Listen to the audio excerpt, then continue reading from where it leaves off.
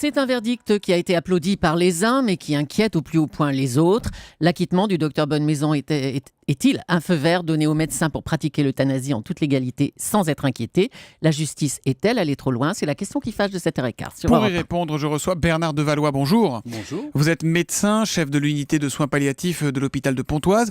Est-ce que ce procès revient à accorder aux médecins une sorte de permis de tuer ? Alors j'espère que non. On va essayer d'éclaircir les choses.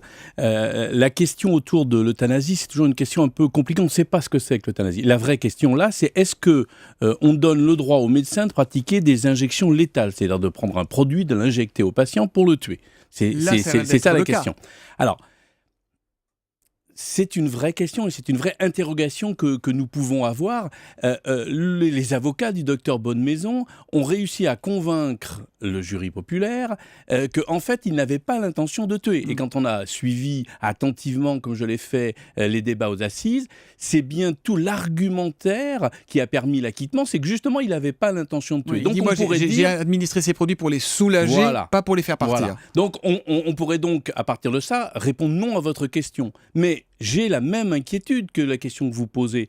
J'ai l'impression que le signal qui a été envoyé là est potentiellement dangereux. Alors heureusement, c'est pas une cour d'assises qui fait la loi, c'est le Parlement. En même temps, Bernard Devalois, alors qu'on se perd dans d'interminables débats de société, est-ce que la justice n'a pas tout simplement fait avancer la loi? Est-ce que c'était pas nécessaire à un moment de clarifier? Non, je crois véritablement que non. Là, la justice, la cour d'assises, le jury populaire a jugé un homme et a considéré que finalement, l'ensemble de ce qu'il subissait dans la procédure juridique depuis un certain temps suffisait à condamner ces mauvaises pratiques, car il apparaît évidemment que les pratiques du docteur Bonnemaison sont des mauvaises pratiques. C'est pas comme ça qu'il faut faire. Et en même temps, comme ça qu'on prend en charge et en même les temps, j'ai patients. sous les yeux un communiqué de l'association des médecins urgentistes qui, eux, se réjouissent. Ils ont salué ce verdict. Ils parlent d'une jurisprudence essentielle pour l'exercice de la médecine d'urgence.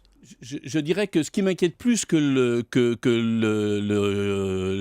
la justice, c'est ce communiqué que j'ai vu et dont j'ai pris connaissance avec une certaine inquiétude. Si mes collègues urgentistes, j'en suis, c'est ma formation initiale, même si maintenant je fais des soins palliatifs, si effectivement on a l'impression qu'on a donné aux urgentistes le permis de faire des injections létales aux urgences, alors là il faut être très inquiet et je pense que cette dérive n'aura pas lieu.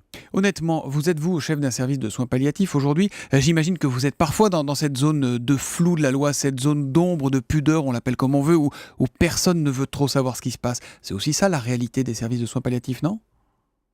Pas complètement, je crois qu'il faut que les choses soient tout à fait transparentes. Nous avons de temps en temps à pratiquer ce qu'on appelle une sédation, c'est-à-dire un traitement à visée sédative. C'est compliqué. Il y a deux façons de faire de la sédation. Il y a celle qui cherche à soulager le patient, celle que nous faisons dans nos services de soins palliatifs, et puis il y a celle qui a eu lieu à Bayonne, celle qui a lieu dans d'autres endroits, malheureusement, qui sont des pratiques clandestines, qui visent à tuer le patient.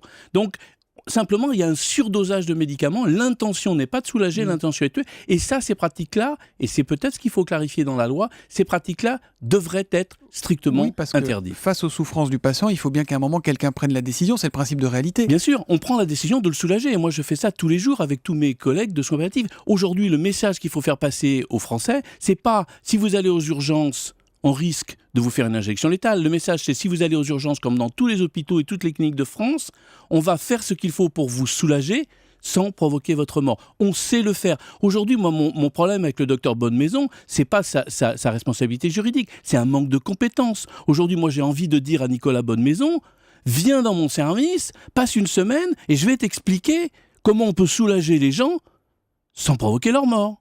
Et est-ce qu'il n'y a pas un problème culturel en France? Parce que finalement, personne ou presque ne fait part de ses volontés. Est-ce qu'il ne faudrait pas, je sais pas, peut-être rendre obligatoire à un moment de dire, voilà, dites ce que vous voulez si vous vous trouvez dans une situation pareille? Bien sûr. Alors ça, par contre, la loi de 2005, dite loi Loyetti, elle le prévoit. Il faut impérativement rappeler à nos auditeurs, c'est pas obligatoire, mais c'est une possibilité. Moi, j'aime pas quand les choses sont obligatoires. Mais vraiment, le problème, c'est que les gens ne savent pas qu'il faut qu'ils désignent une personne de confiance, qu'il faut qu'ils écrivent des directives civils. Ça peut nous arriver à tous. Et donc, il faut dire ce qu'on veut, de façon à ce que, y compris sur la question de la sédation, en fin de vie, elle puisse être clairement posées, et c'est un dialogue qu'il faut avoir avec son médecin, dans la confiance, c'est un pas la problème. crainte d'être tué par le médecin. Pas la crainte d'être tué par le médecin, on entend bien vos mots ce matin. Vous dites quoi aux députés Leonetti et Claes, chargés de faire des propositions pour faire évoluer la loi? C'est très compliqué, si vous aviez un conseil à leur donner. Il faut effectivement arriver sur un consensus. Ce sujet ne peut pas être un sujet clivant. Et moi, je trouve très bien qu'un type de gauche et un type de droite se mettent autour d'une table et disent « Attendez, on va discuter ensemble. » J'espère qu'on sera associés à cette discussion. Il faut pas... Aujourd'hui, il y a deux extrémismes. Il y a un extrémiste qui serait le lobby pro-life, qui dit la vie à tout prix, etc. C'est pas l'opinion publique. Il y a aussi un extrémiste qui dit qu'il faut légaliser l'injection létale comme si c'était la solution à tous les problèmes. C'est pas vrai. Aujourd'hui, il faut trouver une voie médiane et on peut compter sur ces deux personnes pour tenter de trouver des solutions. Merci docteur Devallois d'être venu en direct ce matin sur Europe 1. Merci, bonne journée à vous.